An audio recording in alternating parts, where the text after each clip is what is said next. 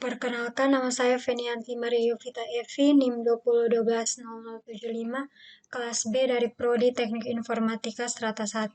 Jadi sini saya akan menjelaskan pengerjaan dari soal-soal berikut. Yang pertama, Pak Budi adalah seorang pengusaha yang sudah memiliki beberapa cabang minimarket. Pak Budi berencana untuk membuka cabang baru dan mempertimbangkan 3 lokasi yang berpotensi, yakni lokasi A, lokasi B, dan lokasi C. Untuk menentukan lokasi yang terbaik, dia ingin menggunakan metode Simple Additive Weighting atau SAW dengan bantuan DSS melalui Excel dan Python. Kriteria-kriteria yang digunakan dalam pengambilan keputusan, kriteria yang pertama disimbolkan dengan K1, jumlah penduduk di sekitar lokasi.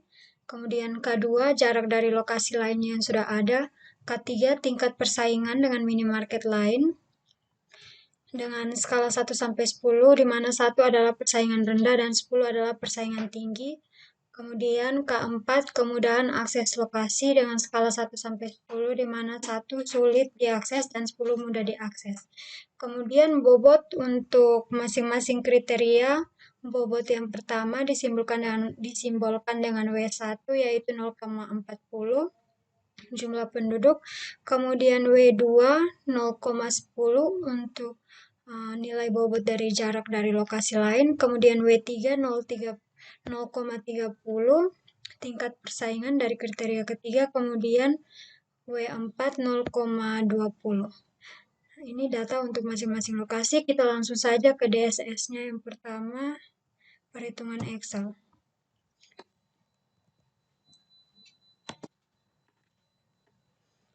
Di sini kita sudah buatkan dalam bentuk tabel kriteria yang pertama, kedua, ketiga, dan keempat. Kemudian lokasi A, B, dan C. Pertama, kita tentukan dulu nilai minimum tiap-tiap kriteria dari tiap lokasi dengan menjumlahkan setiap nilai dari kriteria. Kemudian nilai minimum dari kriteria yang kedua, nilai minimum total nilai minimum dari kriteria ketiga dan keempat, dan juga nilai maksimum kita jumlahkan dari tiap-tiap kriteria. Nilai total maksimum dari kriteria pertama, kriteria kedua, ketiga, dan keempat. Kemudian kita hitung normalisasinya. Yang pertama didapat dari kita jumlahkan nilai dari kriteria pertama dibagi dengan nilai maksimum. Kemudian yang selanjutnya kita jumlahkan juga nilai dari kriteria yang kedua dijumlahkan dengan nilai maksimum dari total kriteria kedua. Kemudian normalisasi dari yang ketiga ini jumlahkan dari nilai kriteria yang ketiga dibagi dengan nilai maksimum. Itu juga yang selanjutnya dengan normalisasi yang terakhir. Kemudian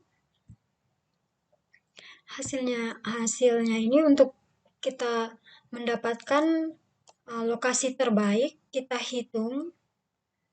Yang pertama, jumlah dari kita totalkan setiap nilai bobot dikalikan dengan nilai normalisasi ditambah dari setiap nilai normalisasi. Kemudian yang kedua juga kita jumlahkan tiap nilai bobot dikalikan dengan nilai normalisasi yang kedua, dan jumlah yang ketiga kita jumlahkan setiap nilai bobot dikalikan dengan normalisasi yang ketiga. Nah, dari semua hasil perhitungan, nilai tertinggi dari nilai V1. Ya, jadi total dengan total 0,95. Lokasi terbaik yang didapat yaitu lokasi A. Kemudian kita pergi ke DSS yang kedua, perhitungan melalui Python. Nah, di sini sudah ada programnya, data, lokasi, dan kriteria. Lokasi A, B, dan C, kemudian penduduk, nilai kriteria yang penduduknya yaitu 3.000, 1.500, dan 2.000, jarak, persaingan, dan akses sesuai dengan di soal.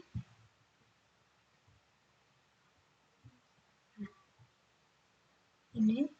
Kemudian bobot kriterianya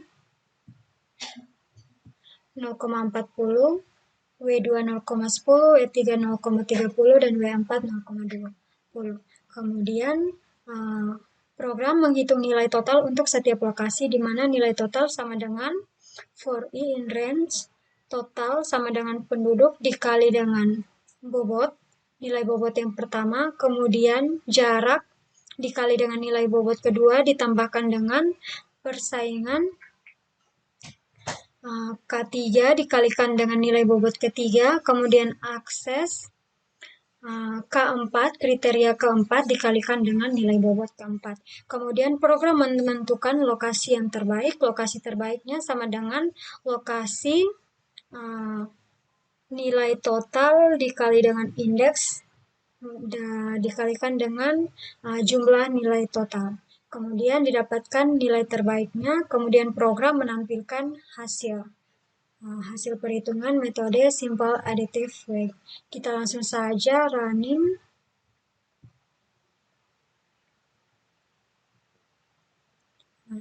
Hasil yang dapatnya juga lokasi terbaik adalah lokasi A dengan kriteria yang pertama.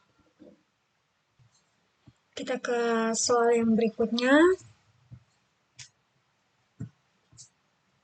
Yang kedua, perusahaan ABC merupakan perusahaan yang bergerak di bidang manufaktur. Untuk menghadapi persaingan yang semakin ketat, perusahaan ini perlu memperkuat tim manajemen mereka dengan merekrut manajer baru yang kompeten. Perusahaan ini memutuskan untuk menggunakan sistem pendukung keputusan dengan metode Wake Product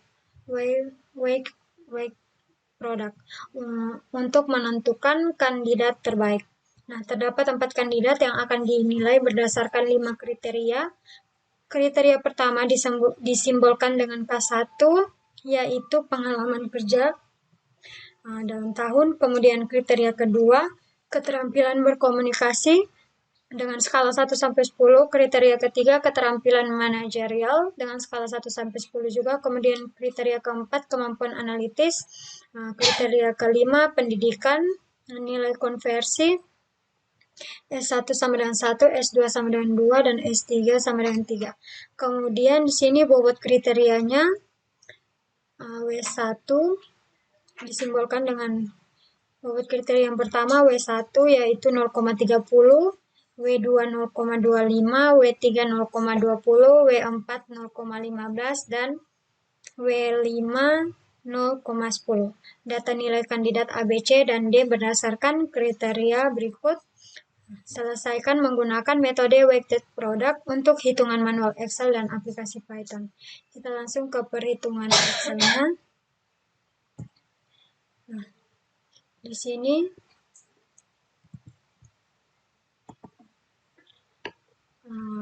sudah kita buat dalam bentuk tabel. Ada kriteria yang pertama sesuai dengan nilai tiap kriteria, kita inputkan masing-masingnya. Yang ini alternatif atau kandidat. Kemudian kriteria pertama kita hitung sebagai keuntungan atau benefit. Kriteria kedua benefit, kriteria ketiga benefit, kriteria keempat juga benefit, dan kriteria kelima cost atau biaya. Kemudian nilai bobotnya kita inputkan juga, itu 0,30, 0,25, 0,20, 0,15, dan 1,00. Langsung saja ke perhitungannya. Nah, di sini untuk menghitung S1,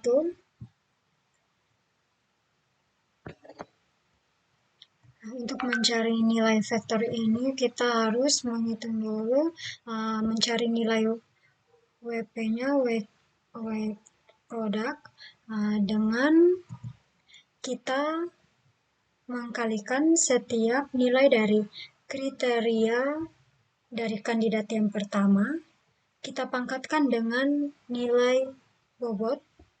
Nilai bobot di sini, karena nilai bobot yang pertama merupakan keuntungan atau benefit, jadi kita pangkatkan berupa nilai positif. Dikalikan dengan nilai kriteria kedua dari kandidat yang pertama, dipangkatkan dengan nilai bobot yang kedua, kemudian yang selanjutnya, dan sampai pada kriteria yang kelima merupakan biaya, jadi kita hitungnya nilai kriteria kelima dari kandidat pertama dipangkatkan dengan min 0,1. Kemudian didapatkan hasilnya 5,6234691. Yang berikutnya juga begitu.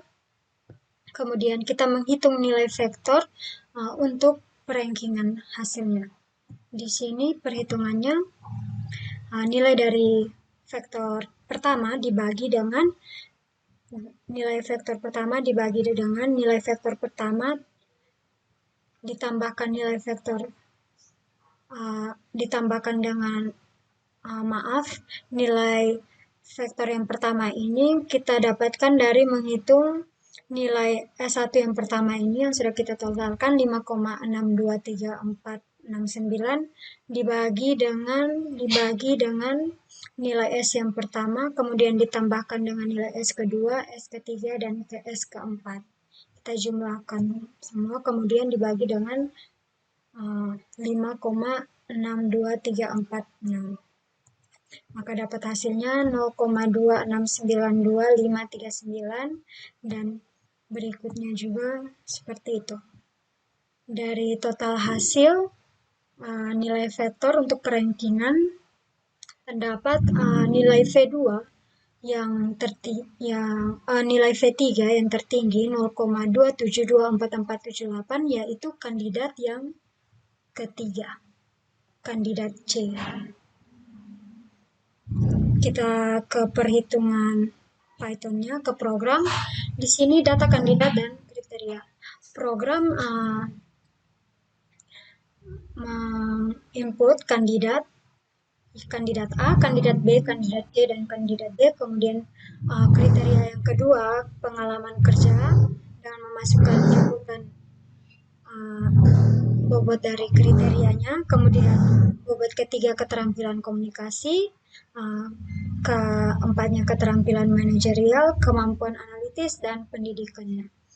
Kemudian program di sini menginput nilai bobot kriterianya. Yang pertama W1 0,30, 0,25, W3 0,20, W4 0,15, dan W5 0,10 sesuai pada soal. Kemudian program menghitung nilai WP untuk setiap kandidat.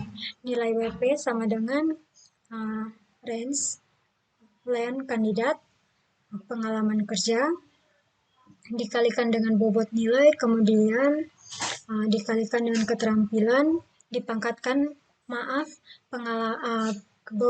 nilai kriterianya dipangkatkan dengan nilai bobot, kemudian dikalikan kriteria yang kedua, nilai dari kriteria kedua dipangkatkan dengan nilai bobot yang kedua, kemudian dikalikan kriteria ketiga dipangkatkan dengan nilai bobot ketiga, kriteria keempat dipangkatkan dengan nilai bobot keempat, dan kriteria kelima dipangkatkan dengan nilai bobot kelima. Kemudian program menentukan kandidat terbaik.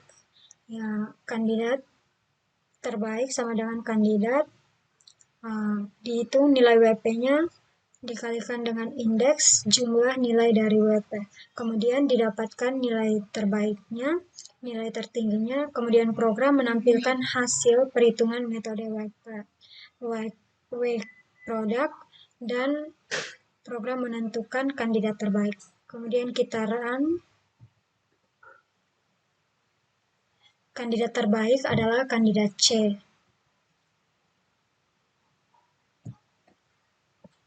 Sama pada perhitungan Excel, yaitu V3 sebagai dihitung kandidat C yang memiliki nilai tertinggi. Kemudian kita ke soal yang berikutnya. Studi kasus optimalisasi pemilihan teknologi informasi atau TI untuk sistem pendukung keputusan. Nah, DSS menggunakan metode AHP dalam perhitungan manual dan Python. Sebuah perusahaan retail berencana untuk membuka toko baru dan memiliki 3 lokasi potensial, lokasi X, lokasi Y, dan lokasi Z. Ada 4 kriteria yang menjadi pertimbangan. Kriteria pertama disimbolkan dengan C1, yaitu aksesibilitas lokasi, C2 volume lalu lintas pengunjung, C3 biaya sewa tempat, dan C4 potensi persaingan bisnis. Nah, yang pertama diminta jelaskan bagaimana Anda akan menggunakan metode AHP untuk membantu perusahaan ini dalam mengambil keputusan lokasi toko baru. Kemudian bagaimana menentukan bobot dari setiap kriteria tersebut dengan menggunakan AHP. Nah, kita ke perhitungan manualnya dulu di Excel. Di sini tabelnya sudah kita inputkan sesuai kriteria. Nah, ini C1, C2, C3. Kita inputkan tiap nilainya. Kemudian kriterianya. Nah, di sini kita masuk ke perhitungan. Yang pertama, jumlah dari total kriteria, nilai kriteria yang pertama. Perhitungannya kita jumlahkan semua nilai total dari kriteria 1 sampai kriteria kedua untuk C1. Kemudian yang kedua juga begitu, ketiga dan keempat. Kemudian kita menghitung nilai normalisasi yang pertama. Nilai normalisasi pada masuk ke perhitungan normalisasi. Jadi yang pertama di sini kita menghitung nilai dari C1 kriteria yang pertama dari aksesibilitas lokasi dibagi dengan nilai total dari semua inputan nilai kriteria. Kemudian ke normalisasi yang berikutnya, pada kriteria kedua dijumlahkan dengan nilai total semua jumlah dari kriteria kedua. Normalisasi yang berikutnya dan sampai yang terakhir. Kemudian kita menghitung nilai jumlah dari total normalisasi. Nah, normalisasi yang pertama kita hitung jumlahkan semua dari inputan nilainya, didapatkan 2,1137. Yang selanjutnya juga dijumlahkan sampai yang terakhir. Kemudian kita mencari nilai agent value. Mencari nilai agent value. Nah, yang pertama kita menghitung nilai jumlah dari normalisasi yang pertama dibagi dengan 6. Nilai normalisasi dibagi dengan 6. Maka didapatkan 0,3523. Kemudian yang selanjutnya juga dijumlahkan nilai normalisasinya dibagi dengan 6. Kemudian kita menghitung nilai agent vektornya. Menghitung nilai agent vektornya yaitu kita menjumlahkan setiap nilai dari kriteria pertama, nilai kriteria pertama dari alternatif yang pertama dikalikan dengan nilai agent value yang pertama, kemudian ditambahkan nilai kriteria kedua dari alternatif pertama dikalikan dengan nilai agent value yang kedua, Kemudian yang seterusnya, kriteria ketiga dari alternatif pertama dikalikan dengan eigenvalue ketiga. Nilai kriteria keempat dari alternatif pertama dikalikan dengan nilai eigenvalue kelima. Semuanya dijumlahkan, maka dapat nilai eigenvektor yang pertama yaitu 1,3198. Kemudian yang selanjutnya dijumlahkan setiap nilai kriteria pertama pada alternatif kedua dikalikan dengan eigenvalue pertama, nilai kriteria kedua dari alternatif kedua dikalikan dengan eigenvalue kedua, kemudian nilai kriteria ketiga dari alternatif kedua dikalikan dengan eigenvalue yang ketiga, sampai nilai kriteria keempat pada alternatif kedua dikalikan dengan nilai eigenvalue keempat. Mau dijumlahkan maka hasilnya 0,6109, yang ketiga 0,1607, yang keempat 0,3586. Kemudian di sini nilai T menghitung nilai T atau nilai konsistensinya, yaitu kita menghitung dengan nilai pada eigenvalue dibagikan dengan nilai eigenvektor yang pertama, kemudian ditambahkan nilai eigenvalue yang kedua dibagikan dengan eigenvektor yang kedua, kemudian ditambahkan dengan nilai eigenvalue yang ketiga dibagikan dengan nilai eigenvektor ketiga, kemudian ditambahkan lagi nilai dari eigenvalue keempat dibagikan dengan nilai eigenvektor yang keempat. Semua hasil jumlahnya kemudian dibagikan dengan 6. Maka didapatkan hasil nilai T-nya atau nilai konsistensinya 0,87606. Nah, di sini kemudian kita akan hitung nilai C1 atau nilai indeks konsistensinya, yaitu didapat dari nilai pada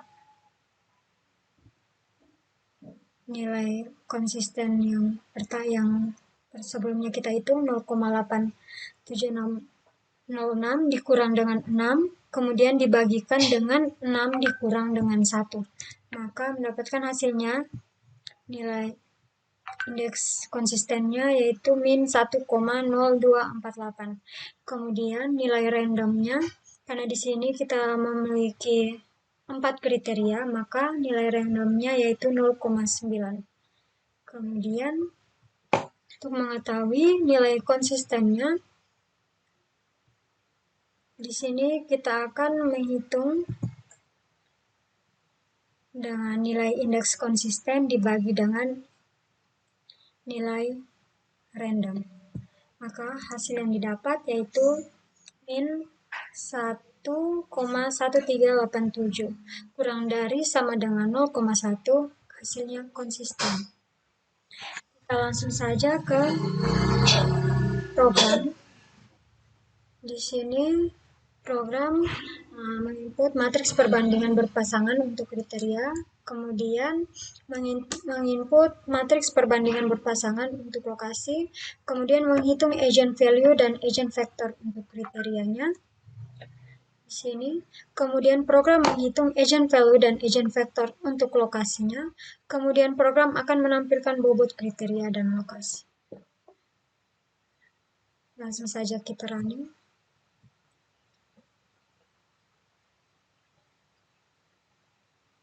Maka bobot kriteria yang didapat beserta bobot lokasinya.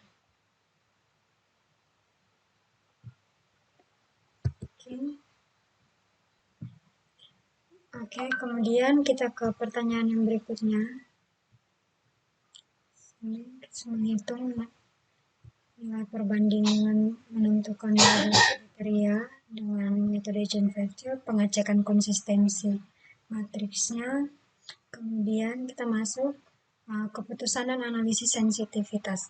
Nah, jika perusahaan memberikan bobot tambahan sebesar 10% untuk kriteria C2 dan mengurangkan bobot C1 sebesar 10%, jelaskan bagaimana ini bisa mempengaruhi keputusan yang diambil.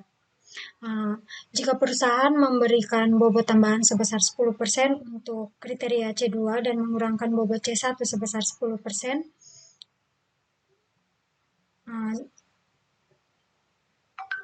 dengan memberikan bobot tambahan sebesar 10% untuk C2, ini akan meningkatkan pentingnya kriteria tersebut dalam proses pengambilan keputusan. Alternatif yang sebelumnya mungkin kurang unggul dalam hal C2 akan mendapatkan poin tambahan. Kemudian alternatif yang memiliki kinerja baik dalam kriteria C2 akan lebih diutamakan dalam keputusan. Kemudian pada pengurangan bobot C1 sebesar 10%, dengan mengurangkan bobot C1 sebesar 10%, ini akan mengurangi pentingnya kriteria tersebut dalam proses pengambilan keputusan. Alternatif yang sebelumnya mungkin unggul dalam hal C1 akan mendapatkan poin lebih sedikit. Alternatif yang memiliki kinerja buruk dalam kriteria C1 akan lebih toleran terhadap pengurangan bobotnya. Yang berikutnya, apa yang dimaksud dengan analisis sensitivitas dalam konteks AHP dan mengapa itu penting? Nah, analisis sensitivitas membantu mengidentifikasi titik-titik sensitif dalam keputusan, di mana perubahan dalam bobot atau peringkat memiliki dampak signifikan pada hasil. Ini memberikan wawasan yang lebih baik kepada pengambilan keputusan tentang sejauh mana keputusan berdasarkan AHP dapat diandalkan dalam berbagai situasi, serta mengidentifikasi aspek-aspek yang memerlukan perhatian lebih lanjut atau pembaruan dalam pengambilan keputusan. Kemudian pertanyaan yang berikutnya, diskusi dan evaluasi. Jelaskan bagaimana metode AHP dapat diintegrasikan ke dalam DSS, sistem pengambilan keputusan, untuk membuat proses pengambilan keputusan menjadi lebih sistematis dan terstruktur. Di sini DSS dapat digunakan untuk mengumpulkan data dari berbagai sumber terkait dengan masalah pengambilan keputusan. Ini termasuk data mengenai alternatif dan kriteria.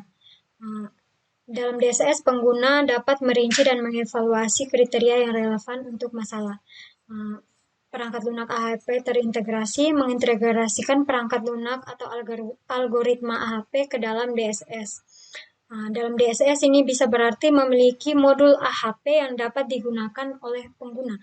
Kemudian pembobotan kriteria. Dalam DSS, pengguna dapat memberikan bobot pada kriteria sesuai dengan preferensi mereka. Sistem akan mengintegrasikan preferensi ke dalam perhitungan AHP. Kemudian perbandingan pasangan atau pairwise comparisons. DSS dapat memfasilitasi proses perbandingan pasangan antara kriteria dan alternatif. Pengguna dapat menggunakan perangkat DSS untuk melakukan perbandingan dengan lebih mudah dan akurat. Kemudian perhitungan AHP. Setelah perbandingan pasangan selesai, DSS akan menghitung matriks perbandingan dan matriks prioritas. Kemudian hasil perhitungan AHP akan digunakan untuk menghasilkan peringkat alternatif berdasarkan kriteria yang telah diberi bobot. Kemudian visualisasi hasil. Di sini DSS dapat memvisualisasikan hasil keputusan dengan grafik, tabel, atau laporan yang membantu pengguna memahami hasil peringkat alternatif. Kemudian analisis sensitivitas. Dalam DSS, pengguna dapat menguji berbagai skenario dengan mengubah bobot kriteria atau peringkat alternatif untuk melihat bagaimana perubahan tersebut mempengaruhi hasil. Kemudian ada konsistensi dan validasi. Di sini DSS dapat membantu dalam memeriksa konsistensi dalam perbandingan pasangan dan hasil akhir jika ada ketidaksesuaian. Sistem dapat memberi peringatan atau meminta pengguna untuk memperbaiki perbandingan pasangan antara kriteria dan alternatif. Kemudian pertanyaan yang terakhir, apa kelebihan dan kekurangan menggunakan AHP dalam konteks DSS dan bagaimana kekurangan tersebut bisa diminimalisir? Pengguna memastikan partisipasi ahli yang terlatih dalam menentukan bobot kriteria dan perbandingan pasangan antara kriteria dan alternatif dapat mengurangi subjektivitas. Di sini juga pelatihan pengguna, di mana memberikan pelatihan yang cukup kepada pengguna DSS tentang bagaimana menggunakan AHP dan mengelola hierarki yang kompleks. Kemudian periksa konsistensi dalam DSS, otomatisasi periksa konsistensi perbandingan pasangan antara kriteria dan alternatif untuk mengidentifikasi perbandingan yang tidak konsisten dan meminta perbaikan. Kemudian gunakan software AHP, di mana penggunaan perangkat lunak AHP khusus yang terintegrasi dalam DSS dapat membantu mengotomatisasi perhitungan dan meminimalkan kesalahan manusia. Kemudian transparansi dan keterlibatan stakeholder. Nah, di sini pastikan bahwa seluruh proses pengambilan keputusan dengan AHP dan DSS terbuka dan melibatkan semua pihak-pihak yang terlibat untuk meningkatkan transparansi dan akseptabilitas hasil. Oke, sekian penjelasan dan jawaban dari soal ini. Sekian dan terima kasih.